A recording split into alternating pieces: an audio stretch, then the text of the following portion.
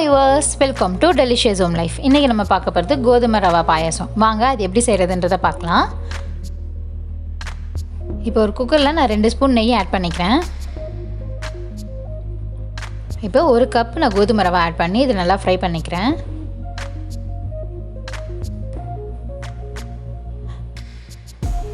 இது கொஞ்சம் அந்த பச்சை வாடை போகிற வரைக்கும் ஒரு 2 நிமிஷம் நல்லா வறுத்துக்கலாம்.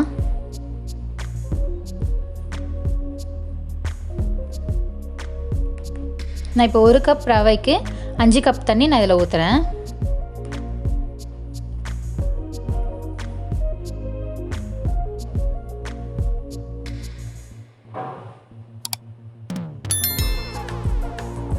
கோதுமை ரவை சாப்பிட்றதுனால நமக்கு ப்ரோட்டீன்ஸு ஃபைபர்ஸ் எல்லாம் நமக்கு நிறைய கிடைக்கும். இதில் வந்து விட்டமின் பியும் இருக்குது. இது வந்து ஹார்ட்டுக்கும் ரொம்ப நல்லது. அதனால் இது நீங்கள் எடுத்துக்கலாம். இதில் வந்து நீங்கள் பாயாசம் மட்டும் இல்லாமல் உப்புமா, அதுக்கப்புறமா வந்து ரைஸ் மாதிரி நீங்கள் வெடிச்சும் இதை சாப்பிடலாம். இப்போ இதில் வந்து நான் 5 கப்புக்கு பதிலாக நீங்கள் ஒரு 3 கப் ஊற்றுனீங்கன்னா இது ரைஸ் மாதிரியும் நீங்கள் சாப்பிடலாம். இப்போ இது நம்ம குக்கர் வந்து மூடி போட்டு விசில் வச்சுட்டேன். இப்போ நம்ம வெல்லத்துக்கு பாகு காய்ச்சிக்கலாம். இப்போ நான் சின்ன கப்பில் தண்ணி ஊற்றிட்டு 2 கப்பு நான் வெல்லம் இதில் எடுத்து ஆட் பண்ணியிருக்கேன். இந்த வெல்லம் வந்து கொஞ்சம் கரையட்டும்.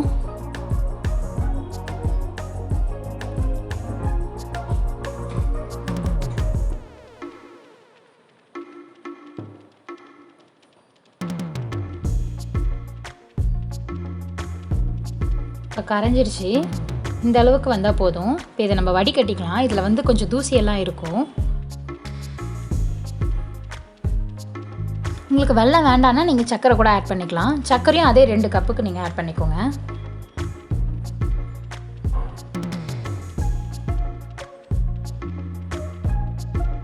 வடிகட்டி எடுத்தாச்சு. இப்போ இது வந்து நான் ஒரு 4 விசில் வச்சுருந்தேன்.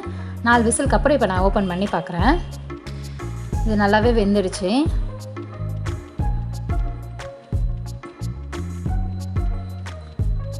பாருங்கள், நல்லா வெந்துடுச்சு. இது நீங்கள் அப்படியே தாளித்து கூட பொங்கல் மாதிரி கூட சாப்பிட்டுக்கலாம். இப்போ இதில் வந்து நான் அந்த வெல்லம் கரைச்சி வச்சுருந்தேன் இல்லைங்களா, அதை இதில் நான் ஊற்றிக்கிறேன்.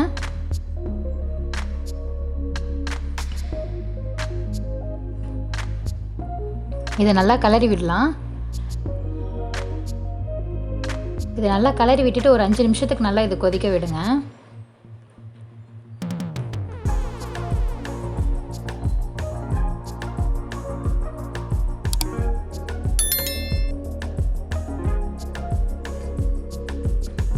இது கொதிக்கிறதுக்குள்ளே நம்ம ட்ரை ஃப்ரூட்ஸை வந்து நட்ஸையும் அதுக்கப்புறம் ஃப்ரூட்ஸையும் நம்ம இதில் வந்து ஃப்ரை பண்ணிக்கலாம். ஒரு சின்ன கடாயில் வந்து நான் நெய் ஊற்றி முந்திரியும் போடுறேன்.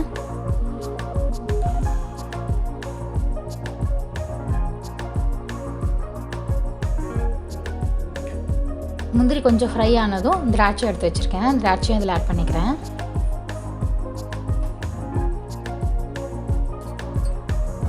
இப்போ நீங்கள் இதை ஆட் பண்ணும்போது ஏலக்காய் வேணால் நீங்கள் ஆட் பண்ணிக்கோங்க. நான் ஏலக்காய் ஆட் பண்ணல. இதை போட்டு நல்லா மிக்ஸ் பண்ணிக்கலாம். இப்போ வந்து நான் 1 டம்ளர் பால் இதில் ஆட் பண்ணுறேன். இது வந்து காசின பால் தான், ஆற வச்சு எடுத்து இதில் நான் ஆட் பண்ணிக்கிறேன். உங்களுக்கு பால் வேண்டான்னா நீங்கள் அப்படியே கூட குடிச்சிடலாம் பால் ஊற்றாமல். இப்போ இது பால் ஊற்றினோன்னே ஒரு 2 நிமிஷம் இதை நல்லா கொஞ்சம் கிளறி விட்டு கொதிக்க விடலாம். நல்லா மிக்ஸ் பண்ணி விட்டுருங்க. அவ்வளோதான், நம்ம கோதுமை ரவை பாயாசம் ரெடி ஆகிடுச்சு. ஸ்டவ் ஆஃப் பண்ணிட்டேன். இப்போ சர்விங் பண்ணிடலாம்.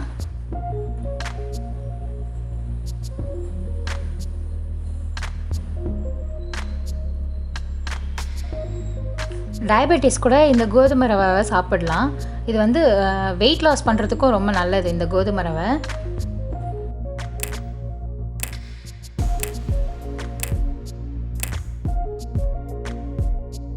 இந்த வீடியோ உங்களுக்கு பிடிச்சிருந்ததுன்னா மறக்காமல் கமெண்ட்ஸ் பண்ணிவிடுங்க, லைக் பண்ணுங்கள், ஷேர் பண்ணுங்கள். Please subscribe.